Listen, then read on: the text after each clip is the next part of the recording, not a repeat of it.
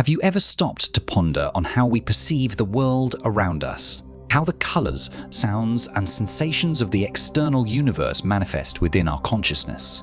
It is a profound inquiry that philosophers throughout the ages have contemplated, and one that Immanuel Kant sought to unravel in his transcendental philosophy.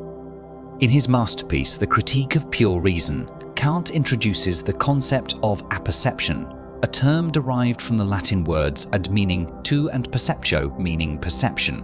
Apperception refers to the cognitive process by which we become aware of ourselves and our mental states in relation to the external world.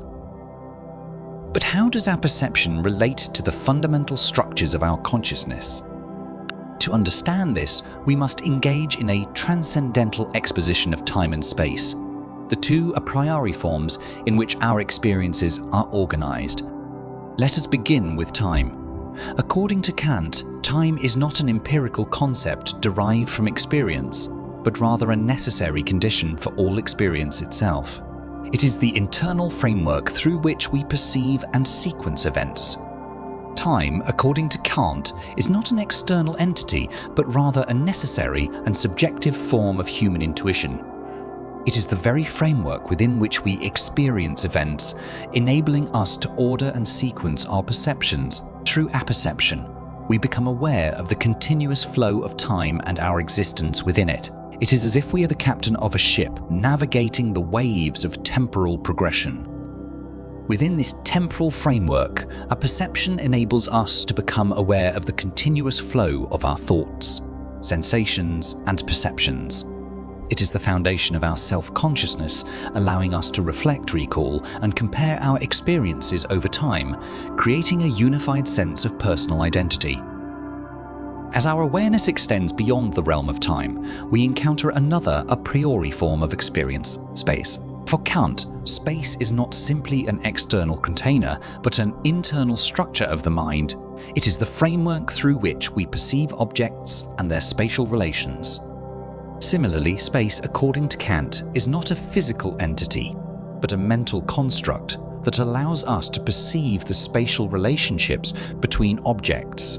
Our apperceptive faculties grant us the ability to perceive the three-dimensional nature of the world around us and comprehend the spatial arrangements of objects.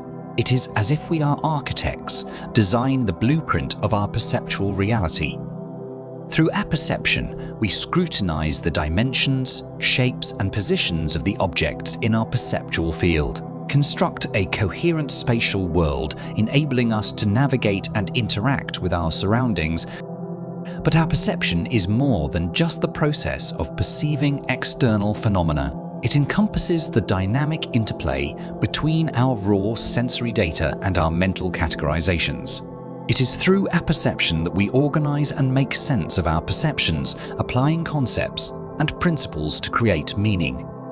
Perception brings unity and coherence to our experiences, allowing us to differentiate between reality and illusion, to distinguish between the objective and the subjective.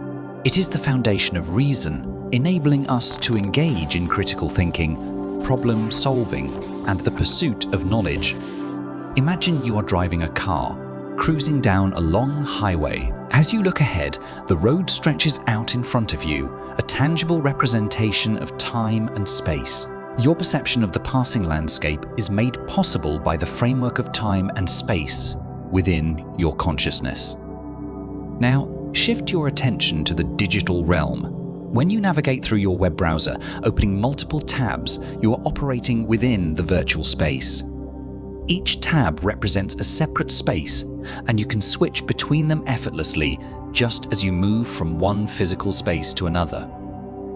In both examples, the concepts of time and space shape your experience, providing a structure for your consciousness to operate within. However, apperception is not without its limitations and biases. Our individual perspectives, cultural backgrounds, and personal predispositions shape our interpretations of the world. While apperception enables self-awareness, it also imposes boundaries on our understanding, preventing us from fully comprehending the ultimate nature of reality. Indian philosophers whose contributions to metaphysics are profound also share similar insights on the concept of apperception.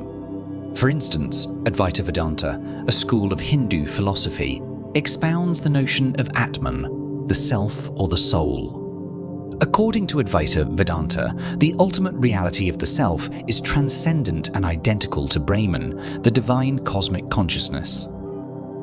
In this context, apperception can be seen as the recognition of our own inherent divinity and the realization of our onness with the universe.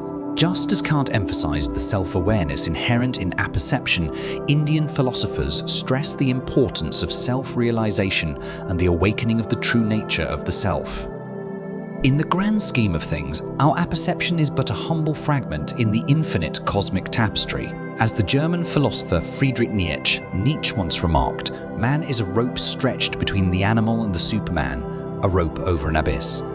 Our perception allows us to traverse this rope, teetering on the edge of the unknown, seeking meaning in a seemingly meaningless universe. So, the next time you perceive a beautiful sunrise or contemplate the mysteries of existence, remember the profound nature of apperception. It is the thread that weaves our conscious experiences together, keeping us poised on the precipice of understanding. In the depths of apperception lies the flicker of enlightenment, guiding us towards a deeper knowledge of ourselves and the world around us. Embrace the journey, my fellow seekers of truth.